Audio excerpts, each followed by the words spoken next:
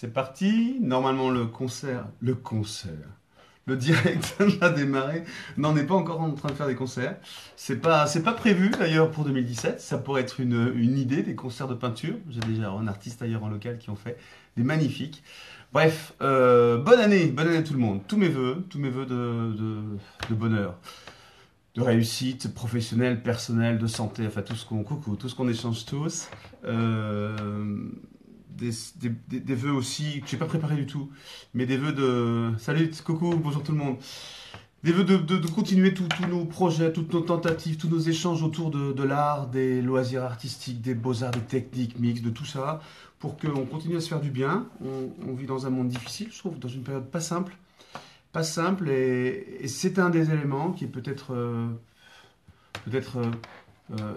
simple et finalement pour qu'on se sente bien dans ces moments-là, quand on échange, quand on crée nous-mêmes, voilà, ce qui nous permet un peu de trouver un peu de plaisir, un peu de bonheur dans ce monde de brut, comme on dit. Et puis de partager aussi, c'est super important le partage. Donc ça, je continuerai en 2017. Je ne sais pas sous quelle forme, mais ça, on va continuer. Et puis, on en parlait avec Shelly tout à l'heure. Shelly, ma coach, là, ma directrice en chef des conseils de Fred en direct. On va continuer dans cette formule-là qui est plutôt pas mal, qui vous plaît, il semblerait que ça vous plaise, qui est assez facile à faire glisser dans nos emplois du temps, ça va à peu près bien, donc on continue comme ça. J'avais prévu de refaire un peu le décor entre guillemets, de scénariser un peu plus les choses, mais là voilà, c'est dans le jus, c'est comme d'hab, c'est comme l'année dernière. On est dans l'atelier, dans le studio de tournage de coursbeaux-arts.fr, dans l'atelier de beaux-arts, de test de tous les produits. Là où je tourne aussi toutes mes vidéos classiquement, et tous les tutos que vous connaissez. Salut, salut. Avec un petit peu plus de progrès sur la partie technique. J'espère que ça marche bien, que ça lag pas trop. Je pense que vous m'entendez bien. Si vous me voyez, c'est encore mieux. Et voilà, bonne année à tous. On attaque, on prend comme prévu. Et comme Shelly a donc bien préparé le boulot, comme d'habitude, on va reprendre les quelques questions que vous avez posées pour redémarrer la machine, pour que vous continuiez à profiter tous ces enseignements ou ces petits conseils, ces petits accélérateurs. Toujours ciblé sur salut tout le monde. Ah, ça marche. Toujours ciblé sur l'utilisation des produits. Hein, et pas une démarche artistique ou pas des cours à la place de profs, etc. Ce qu'on fait ensemble, c'est je vous aide à bien choisir vos produits ou à bien les utiliser. Quand vous vous trouvez dans votre atelier avec un truc, un machin, une résine, un bidule qui coule, qui colle, qui machin, comment je m'en sers, comment je fais le moins d'impair possible. Ok? Alors, on y va, on attaque. Première question de Françoise. Françoise dit... Ah non, c'est pas du tout ça. Au secours. On a répété pourtant. J'ai pas déplié la liste des questions. Je suis désolé. Première question de Béatrice. Ok, salut, bonne année tout le monde. Première question de Béatrice. Quel vernis satiné peut-on utiliser pour la peinture acrylique? Alors, d'abord, le vernis satiné pour peinture acrylique. Tu dois choisir du vernis pour peinture acrylique. Ça, c'est plutôt facile, entre guillemets. C'est indiqué sur tous les vernis. Le vernis pour peinture à l'huile n'est pas adapté. Enfin, je vois pas pourquoi tu choisirais du vernis pour huile si tu peins à l'acrylique. Après, tu parles de finition satinée. Donc, il y a beaucoup de marques. Et c'est la finition la plus classique. Beaucoup de marques qui proposent une finition satinée qui se trouve entre le mat et le brillant. Le brillant est souvent très brillant, un peu trop. Claque, enfin un peu trop fort. Et puis le mat, c'est particulier. Un vernis mat, vous savez, c'est un vernis où il y a un peu de cire à l'intérieur et ça matifie bien l'ensemble. Donc ça atténue un peu les couleurs. Moi, je suis pas très très fan des vernis mat, sauf dans des cas très très particuliers où on veut exploiter des matières, des collages, des morceaux de bois, des machins. Et là, pour que la lumière se prenne bien dans toutes les infractuosités, les volumes que vous avez créés, le mat, c'est pas mal. Bref, le satiné, c'est un bon choix. C'est un choix classique, linéaire, qui va très bien. Après quel vernis, tu peux utiliser des vernis en bombe ou des vernis que tu utilises au pinceau, donc des vernis liquides. Et dans les vernis liquides, il y a encore deux sous-catégories, les vernis à base d'eau et les vernis à base de solvant, pour la peinture acrylique aussi.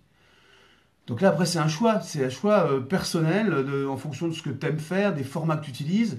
Dans tous les cas, il faut être à plat, j'ai déjà dit 10 000 fois, hein, tu vernis jamais verticalement tes tableaux, il y aura des coulures et des horreurs. Il faut être à plat. La bombe est pratique, je ne sais pas si c'est plus cher finalement à l'usage, à l'achat peut-être, mais la bombe est très très pratique. Il faut rester à une vingtaine de centimètres, il faut passer plusieurs couches fines plutôt qu'une grosse couche épaisse. C'est les seules consignes qu'on a sur la bombe. Le vernis au spalter, donc au pinceau, ça s'utilise avec des spalters, vous savez, ces pinceaux larges et plats. Hein, des spalters, quoi. Plutôt synthétique, puisque les vernis en soie de porc blanc, raide, vont laisser des traces. synthétiques. Et dans les pinceaux synthétiques en polyamide, vous choisissez des pinceaux avec des couleurs claires qui montrent que le poil est souple. Le poil souple, ça va permettre de passer plus facilement le vernis sans laisser de traces. Bon, à part ça, c'est tout, hein. Toujours pareil, des couches très très fines qui se succèdent jusqu'à ce que tu obtiennes le résultat que tu cherches à obtenir. Et puis c'est tout. J'espère que j'ai répondu à la question. Elle était super large en fait. Quel vernis satiné? Ne parlons pas de marques. Les marques, c'est pas intéressant. Il y a tout ce qu'il faut sur notre site beaux-arts.fr. Mais après, voilà. Donc reste avec des vernis acryliques pour la peinture acrylique. Et puis si le résultat ne te plaît pas, si finalement satiné, bon, tu aurais préféré plus brillant ou plus mat, tu peux toujours rajouter une couche avec une autre finition. Je te propose de rester dans la même marque quand même. Il y a des commentaires, excusez-moi, je perds le fil de ce que j'étais en train de dire. Tac, tac, tac. Dans la même marque, tu peux rajouter une couche de brillant pour rendre plus de brillant, ou rajouter une couche de mat. C'est la finition terminale, finale, qui va donner la finition totale de l'œuvre. Pour les vernis liquides, tu peux mélanger dans une même marque plusieurs vernis, en particulier chez Liquitex, ils ont des vernis à l'eau super faciles à utiliser. Voilà, j'ai cité la marque. Et tu peux mélanger un mat, un brillant pour obtenir un semi-brillant. Tu peux mélanger un satiné, un brillant pour obtenir un satiné plus. Voilà, on peut faire plein de mélanges dans la même marque. Ok? Voilà, je reprends un peu ma respiration et j'avance avec donc la question de Béatrice. Je suis qu'à la première. Je vais essayer d'être plus court. Après, il y a des coucous, plein de coucous. Alors, Corinne pose une question intéressante. Compliquée mais intéressante. Je voudrais retrouver les sensations de la peinture à l'huile avec de l'acrylique. Quel médium utiliser? De rien, Béatrice. Quel médium utiliser? C'est pas le médium qui va t'aider. Alors, c'est compliqué. La question, en fait, est assez compliquée. Quand tu me parles de peinture acrylique avec la richesse de l'huile et les sensations de l'huile, je pense tout de suite à une marque qui s'appelle Golden, qui est une magnifique marque qu'on vend sur beaux-arts.fr, qui est une peinture extra fine acrylique. C'est un vrai bijou. La pâte, elle est riche, elle est onctueuse, elle est belle comme une huile. Et c'est de l'acrylique pourtant, avec des couleurs extraordinaires. Donc là, déjà, si tu peux te payer ça, pas de souci. La Golden, elle va te rappeler ces sensations de la peinture à l'huile. Après, tu as des médiums. Si tu utilises une peinture acrylique plutôt fine, étude ou fine, elle va être un peu trop liquide, un peu trop souple. Et tu peux enrichir cette peinture avec des médiums, gel épaississant. Mais on reste toujours dans l'univers des résines acryliques. Et avoir la sensation et la richesse et l'onctuosité et quand même épaisse de la peinture à l'huile, c'est pas facile du tout. Tu as une autre alternative, tu peux rester dans l'univers de l'huile et prendre une huile à l'eau. Ça, c'est génial, il y en a de plus en plus. Elles sont de plus en plus bonnes, enfin de très bonne qualité.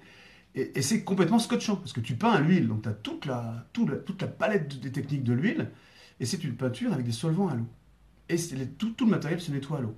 Alors les premières, il y a quelques années, elles étaient d'une qualité moyenne, mais maintenant, il y a des super qualités.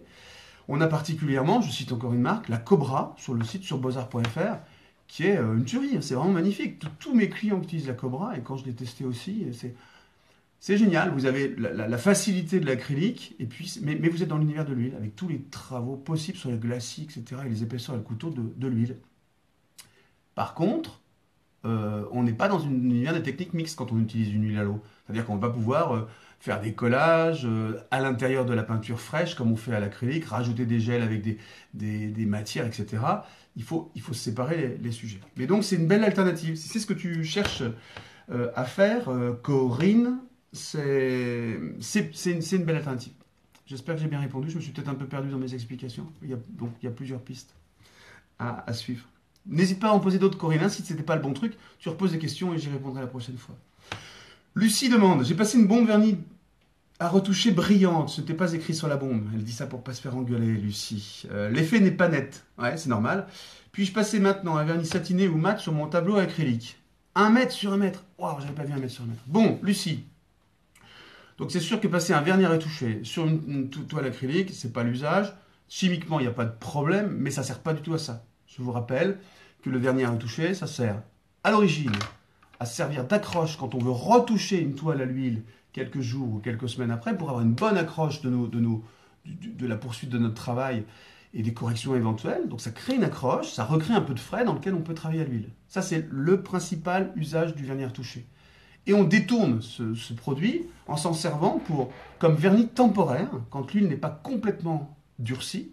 Avant on dit séchage, mais avant son séchage définitif, pour pouvoir le protéger des UV, enlever les embûts, pouvoir exposer, offrir, etc. Mais ça ne remplace pas le vernis temporaire. Donc voilà, ça c'était pour rappeler le vernis à retoucher. Donc sur l'acrylique, tout ça, ça n'a pas du tout d'usage. Une retouche, enfin retoucher à l'acrylique, on n'a pas besoin d'avoir une accroche.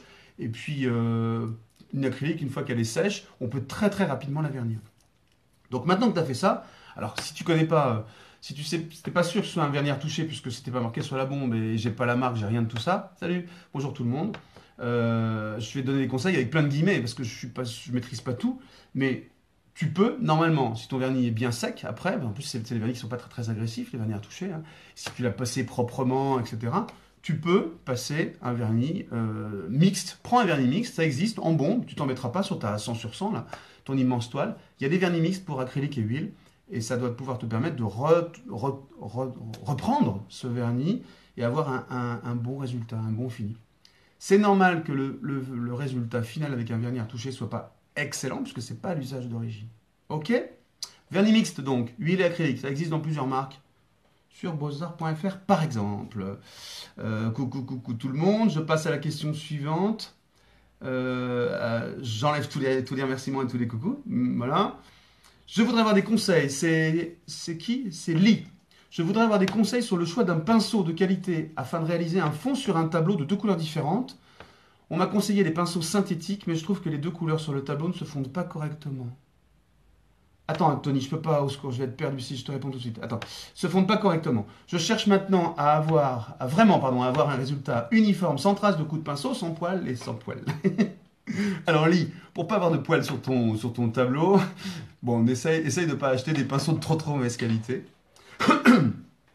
Moi, je vends des pinceaux entrée de gamme qui sont des manches non vernis et tout ça, mais je dis dans ces cas-là, si vous utilisez ces pinceaux, prévoyez une pince à épiler à côté de votre travail.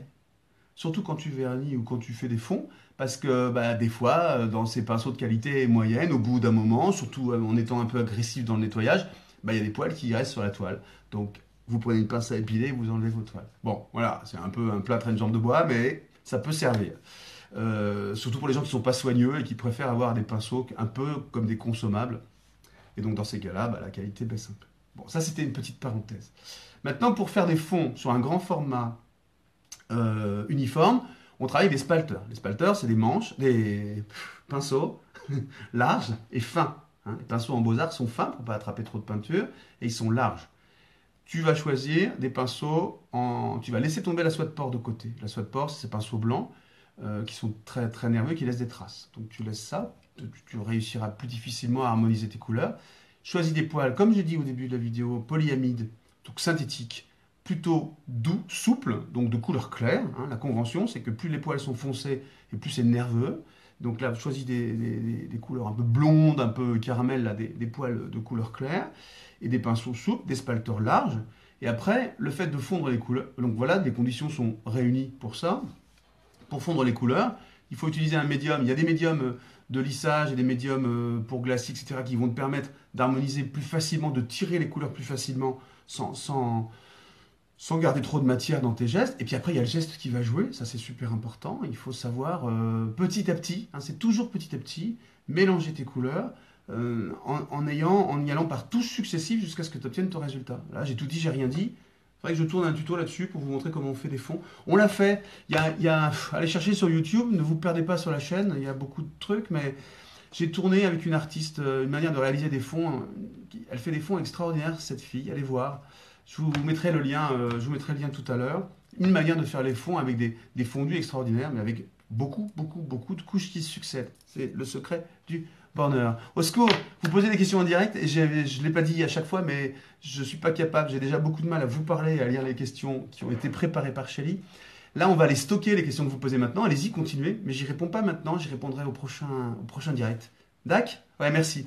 Dart, hein, tu continues à poser tes questions, mais j'y répondrai la prochaine fois. Ensuite, alors, il y a Tiffany qui me parle de coloriage. Et là, je ne suis pas un immense spécialiste du coloriage. Je connais les crayons de couleur, j'ai fait des tutos avec des colorieuses. Mais bon, abordons le sujet quand même. Je voudrais savoir, je fais du coloriage pour adultes, il n'y a pas de livre vraiment bien concernant la bonne utilisation des crayons de couleur. J'ai dû acheter un livre en anglais. C'est déjà bien, plus tu vas apprendre à colorier et tu vas apprendre l'anglais. C'est pas mal.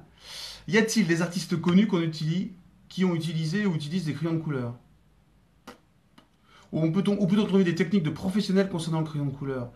Car concernant ceci, les seuls conseils qu'on trouve viennent des amateurs. Bah ouais, mais c'est un univers. Il y a des colorieuses professionnelles, mais j'aimerais bien me reposer sur de vraies techniques selon le résultat que je veux donner à mes coloriages. Alors, moi, je peux pas te donner. Là, c'est pas l'objet ici de donner une référence d'un bouquin ou d'un artiste. Moi, j'ai tourné des vidéos avec Lynn Margot, qui est une grande colorieuse, créatrice de dessin et colorieuse, qui est suivie, allez chercher ça sur Facebook. Elle a du monde avec elle. On a tourné des tutos sur coursbeaux-arts.fr par exemple, mais il y a d'autres techniques, il y a plein d'autres choses. Je pense que dans cet univers-là du coloriage, il faut faire du picking, il faut aller piquer, il faut aller choper des vidéos, il faut aller choper des dessins, interagir avec les gens. Tu vas pas trouver une encyclopédie du coloriage pour adultes, quoi. Ça n'existe pas, et les techniques évoluent tout le temps en plus, les crayons évoluent. Les fabricants, ils se rendent compte de cet engouement, par exemple, pour ces techniques, et ils sortent de plus en plus de crayons et de feutres différents. Regardez les chaméléons ou les caméléons là, qui n'existaient pas il y a à peu près un an. Ces trucs incroyables avec le blender intégré qui permettent de faire des dégradés automatiquement. C'est un exemple parmi tant d'autres. Mais donc les fabricants, les créateurs de produits pour Beaux-Arts sont toujours à l'affût des modes et des mouvements artistiques. Celui-là en est un qui est installé maintenant. Et il y a plein de choses qui existent. Donc une encyclopédie, ça ne veut pas dire grand-chose. Voilà. Bon, j'ai fait plein de blabla pour rien. Mais je voulais dire ce que j'avais à dire sur le coloriage. Oui, Lynn Margot donne des conseils, mais il n'y a pas qu'elle, mais Lynn en particulier donne pas mal de conseils. Voilà, j'espère que ça t'a un peu réorienté, Tiffany. Mais continue d'être dans le coin, hein, c'est bien, c'est bien, c'est bien. Belle fin d'année, je finirai sur les suggestions pour le concours, et puis, bah non, c'est tout. Si, pardon, Latifa, je vais finir par ça, je crois. Latifa nous dit, je suis très contente car mes proches m'ont offert un pack de résine GDO, sachant qu'ici au Maroc, ouais, Latifa est du Maroc, il n'en existe pas. Donc j'aimerais donc pouvoir l'utiliser sur une toile avec du mélange acrylique iridescente, mais je ne sais pas trop comment m'y prendre. Je sais que je vais probablement aller avec des branchages, d'accord, et intégrer des éléments. Merci de me donner des astuces et des directives pour ne pas me perdre. Merci Fred. Bref. Bon, Latifa c'est bien, sauf que des fois quand on se perd, on trouve des trucs formidables dans les beaux-arts. Rappelle-toi de ça, rappelez-vous tous de ça. C'est bien de prendre des conseils, c'est bien de prendre des raccourcis, d'avoir de l'aide et des idées et des envies. Mais c'est en vous perdant que vous allez trouver des trucs super. Hein. Tous les trucs et les astuces qu'on trouve, c'est en expérimentant. Donc gardez ça dans un petit coin de votre tête, continuez à faire des expériences, continuez à faire les sorcières et les sorciers. Ça, j'aime beaucoup. Bon, maintenant, Latifa, la résine. Alors tu dis pas si la résine GDO, c'est la résine de glaçage ou la résine cristal. Elles ont une petite nuance. Hein. La résine de glaçage, elle va permettre de terminer une toile et de se finir sur les côtés là, avec un petit côté bombé vachement beau et un peu automatique. Et la résine cristal, c'est plutôt à l'origine une résine d'inclusion, dans laquelle on faisait, vous savez, on incluait des trucs, des bestioles, des objets, hein, et ça faisait un petit cube ou une petite forme avec à l'intérieur des formes, des objets. Et on le détourne dans les beaux-arts en créant avec ça une surface, mais qu'on doit protéger avec une espèce on doit créer une forteresse avec une petite barrière pour que la résine ne s'en aille pas pendant qu'elle sèche. Voilà. Les deux résines doivent être travaillées absolument à plat, sinon ça coule. C'est comme du miel très très lent, ou comme de la lave. Ça va couler petit à petit, et puis le lendemain matin, vous arrivez, et il y a toute la résine, ça m'est arrivé, qui est collée dans un coin. Bon, voilà les petits conseils sur la résine. Alors maintenant, tu veux mélanger ça avec de l'acrylique. Bah, il y a 3 manières de faire. Soit tu fais ton dessin à l'acrylique avec tes résines iridescentes, et puis tu vas, une fois sec, poser ta résine dessus. Donc tu vas finir, embellir l'ensemble avec une résine, avec pourquoi pas des morceaux. Tu peux très bien avoir collé dans ta travail acrylique le premier des morceaux de bois, des branchages, tu laisses tout bien sécher, et puis tu fous une résine dessus, tu mets ta résine dessus, pardon, pour créer un espèce de sarcophage de résine. C'est magnifique, ça donne un effet magnifique. Ça, c'est la première possibilité. Après, si on va dans le mélange, deuxième possibilité, tu peux travailler dans le frais, tu poses ta résine, et dans la résine fraîche, tu vas intégrer de l'acrylique. C'est certainement la technique la plus difficile des 3 que je te présente, parce que là, tu vas avoir, au moment où tu travailles ton acrylique dans le frais, ton acrylique, tes encres, tout ce que tu vas intégrer dans la résine, tu vas avoir des superbes effets, tu vas t'amuser, tu vas voir, c'est magique, ça crée un espèce d'univers assez génial. Le seul problème, c'est qu'il y a une transformation, il y a une transformation dans le temps, parce que la résine, elle bouge, enfin tout est souple, et ça met des heures à se figer. Ça veut dire que les effets que tu as fait à un moment donné, ils vont s'étaler, et puis des fois, tu te retrouves avec une espèce de soupe, une soupe minestrone un peu pas géniale à la fin, alors qu'au début, tu avais des effets superbes, des formes magnifiques, etc. Donc il faut savoir travailler dans l'économie, mettre assez peu de mélange de couleurs parce qu'elles vont s'étaler et à savoir anticiper ce qui va se passer après. Ou alors laisser bien sûr le hasard faire. Il y a des beaux résultats, des belles surprises, mais moi je suis souvent déçu par le résultat une fois sec par rapport au plaisir que j'ai quand je crée un truc. Parce que sur le coup, c'est super beau. Meilleur vœu. Bref, voilà. Et donc, si tu fais ce mélange dans le frais, attention parce que la résine va se transformer pendant des heures et tout va couler pendant des heures. Troisième possibilité, pardon. Tu fais un fond, tu fais ce que tu veux, tu mets ta résine. Et pourquoi pas, après la résine de glaçage, tu peux revenir travailler avec de l'acrylique qui redescend au-dessus. Mais là, c'est la résine, une fois prise, bah, ça devient de la peinture classique, quoi. Mais tu peux rendre des effets super intéressants avec en dessous un fond, la résine, et par transparence, retravailler au-dessus par moment pour faire un effet 3D. Ça peut être intéressant. Je pense quand même que ce que tu proposais à la Tifa, enfin ce que tu demandais, c'est comment je fais pour travailler dans tous ces univers. Donc plutôt le truc du milieu. Retiens bien. Alors fais des tests, mais le problème des tests, c'est que si tu n'as qu'un pot de résine, qu'un pack, bah ne gâche pas trop avec les tests. En plus, ça c'est pas donné, quoi, hein, la résine. Mais il faut quand même en passer par des tests. Fais des petits tests sur des petits trucs pour voir ce que ça donne. Les univers sont compatibles. Et puis ça donne envie, hein, quand tu parles d'iridescence et de résine et tout ça, c'est des univers qui sont compatibles. Voilà, j'ai fini vos questions. Il y en a plein d'autres qui sont arrivés, je suis super content. Bonne année à tout le monde. Attendez, je vais répondre à un truc. Il y a Françoise qui pose une question. C'est pas vraiment une question, c'est pas vraiment une question technique. Elle me parle des concours. Alors des concours, on en fait tout le temps. On en a fait un en décembre. Amandine est en train de choisir les lauréats. J'en lance un cet après-midi si j'ai le temps sur le dessin, enfin sur les courbes, c'est un secret. On va faire des concours tout le temps, et sur Beaux-Arts et sur Cours Beaux-Arts, parce que c'est sympa, parce que c'est un prétexte pour que vous puissiez montrer votre travail. Bon, je ne répéterai jamais assez, essayez de respecter un minimum le sujet, parce que des fois on trouve des trucs vraiment qui n'ont rien à voir. C'est dommage, c'est de belles œuvres, mais elles n'ont rien à voir avec le sujet. Et puis à chaque fois, il y a le dilemme, est-ce que j'accepte ou pas, machin. Bon, bref. Je reviens à la question de Françoise, qui me suggère qu'il faudrait attendre que tous les participants aient posté leur tableau avant de pouvoir voter. Très bonne idée. Et ensuite, les derniers ne peuvent pas avoir nos voix ayant déjà voté et sont donc défavorisés. Ouais, c'est ça. Et ne pas voir combien de votes ont été donnés afin de ne pas influencer les suivants. Ça, c'est moins bonne idée à mon goût. Parce que les concours, pour moi, ne sont pas faits pour ça. Ça fait des années que je fais des concours sur le web, sur les différents sites et sur les réseaux sociaux. Et quand on fait des concours avec les votes, eh ben, ça attire une nuée de gens qui aiment bien les concours, qui doivent entre eux se passer le mot de «Attendez, il y a un concours», qui sont moins branchés par les beaux-arts que par le résultat des concours, et qui ont des systèmes automatiques ou des réseaux où tout le monde vote pour tout le monde pour faire grimper les votes et pour gagner au vote. Donc, moi, je ne fais plus jamais voter au vote. Les votes, ils sont là pour que vous ayez, en tant que participant, même si vous n'êtes pas retenu par le jury, les jurés, que vous ayez des petits encouragements par des gens qui ont regardé, vous avez le nombre de vues, c'est déjà bien, et puis les votes, parce que voilà, les copains, les copines ou d'autres gens qui ont trouvé un truc chouette et qui mettent un vote. Je ne me fierai pas à ça pour de redistribuer les lots, parce que ça attire des gens qui trichent, et moi j'ai pas du tout envie de passer mon temps à chercher les tricheurs, ça m'intéresse pas dans ma vie, donc je préfère avoir un jury, les gens qui choisissent les œuvres, récompenser au maximum voilà, hein, étendre au maximum les cadeaux, c'est ce que j'essaie de faire, et puis me fier à l'avis soit de spécialistes, soit de jury qu'on a sélectionné. J'espère que Françoise, que tu comprends bien l'esprit dans lequel je fais ces concours. C'est encore une fois, le premier truc, c'est une occasion pour vous de publier, sans faire des galeries qui sont un peu mortes comme ça. Le concours, il dure peu de temps, hein, donc ça vous excite un peu, et surtout, ça vous donne aussi des occasions de peindre. Parce que là, n'oubliez pas, quand il y a un sujet qui arrive, faut pas juste aller voir dans son arrière-boutique ou dans son atelier, aller chercher un truc qui ressemble à peu près au sujet pour le proposer. C'est déjà bien, c'est déjà vachement bien si ça vous permet d'exposer. Mais aussi de créer, ça peut vous donner des envies. Hein. Regardez le sujet cet après-midi, j'espère qu'il va vous donner envie de créer un truc qui va vous faire sortir de votre univers. C'est ça l'objectif principal. Ai-je bien répondu, François? J'espère que les commentaires que tu vas mettre derrière iront dans ce sens. Voilà, bon, c'est fini. Je sais pas du tout où j'en suis, j'ai pas regardé l'heure.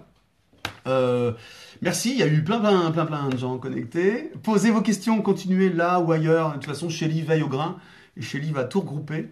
Et rappelez-vous, toutes vos questions sont postées sur le forum de coursbeauxarts.fr pour y être tout le temps, avec la vidéo de réponse.